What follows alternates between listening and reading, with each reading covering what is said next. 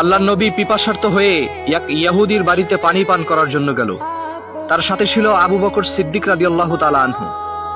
তো তারা যখন দরজায় কড়া নাড়ল, ভিতর থেকে একজন মহিলা আওয়াজ করে বলল, বাসায় কোনো পুরুষ নাই, আপনারা কি চান?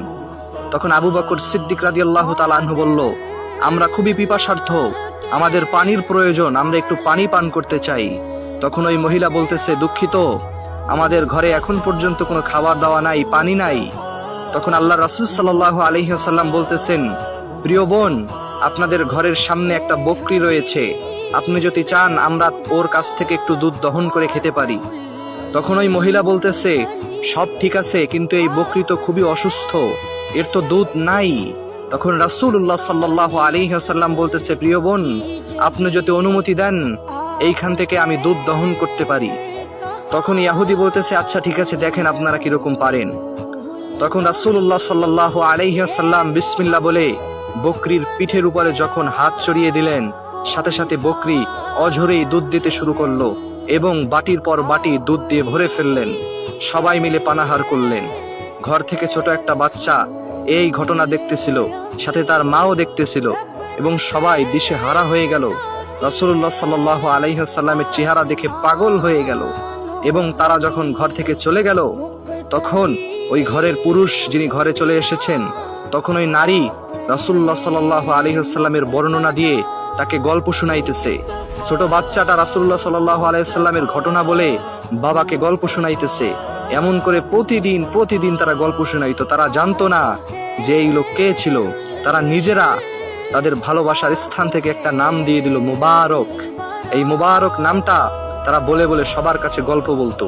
একটা সময় এলাকার সবার কাছে এই গল্পটা বলা ছিল যে একজন এসেছেন, বকরির পিঠে হাত দেওয়ার সাথে সাথে অসুস্থ বকরি দুধ দেওয়া শুরু করেছে। এই ঘটনা ছড়িয়ে পড়লো গোটা মদিনার জমিনের মধ্যে। তো একদিন হযরতে আবু বকর সিদ্দিক রাদিয়াল্লাহু তাআলা আনহু বাজারের মধ্য দিয়ে হাঁটতেছেন। তৎক্ষণাৎ ওই ছোট বাচ্চাটা তার মায়ের সাথে বাজারে দিয়ে যাচ্ছে। ছোট বাচ্চাটা তার মাকে ডাক দিয়ে বলল, মা মা, ওই যে দেখো, আমাদের বাসায় যে মুবারক এসেছিল, তার সাথে যে লোক এসেছিল তাকে দেখা যাচ্ছে। ছোট বাচ্চাটা আবু বকর সিদ্দিক রাদিয়াল্লাহু তাআলা আনহুকে বলতেছে, প্রিয় ভাই, আপনার সাথে আমাদের বাসায় সেদিন একজন এসেছিল, যিনি বকরির পিঠে হাত দেওয়ার সাথে সাথে অসুস্থ বকরি দুধ দেওয়া শুরু করেছিল। সেই লোকটাকে আমরা দেখতে চাই, সেই মুবারককে আমরা দেখতে চাই। তখন আবু বকর সিদ্দিক বলতেছে, তার নাম তো মুবারক না, তার নাম হচ্ছে মুহাম্মাদুর রাসূলুল্লাহ সাল্লাল্লাহু আলাইহি ওয়াসাল্লাম। তারা শুনে তারা পরিবার সহ মুহাম্মাদুর রাসূলুল্লাহ সাল্লাল্লাহু আলাইহি ওয়াসাল্লামের দরবারে চলে গেলেন। দরবারে যাওয়ার পরে আমার রাসূল আকরাম সাল্লাল্লাহু আলাইহি ওয়াসাল্লামের চেহারা দেখে তারা সবাই অজরে কাঁদতে শুরু করলেন। গোটা এলাকাবাসী তাদের পিছনে পিছনে এই গল্প শুনে চলে এসেছে এবং রাসূলুল্লাহ সাল্লাল্লাহু আলাইহি ওয়াসাল্লামকে ওই ছোট বাচ্চাটা এবং তার পরিবার, এলাকাবাসী সবাই বলতেছে, আপনি আর দেরি করবেন না, মেহেরবানি করে আপনার ধর্মের একজন মুসলমান হিসেবে আমাদেরকে আপনি কালিমা পড়িয়ে দেন, আপনার উম্মত হিসেবে আপনি আমাদেরকে কালিমা পড়ান। ইয়া রাসূলুল্লাহ, আমরা আপনার হাতে কালিমা পড়তে চাই।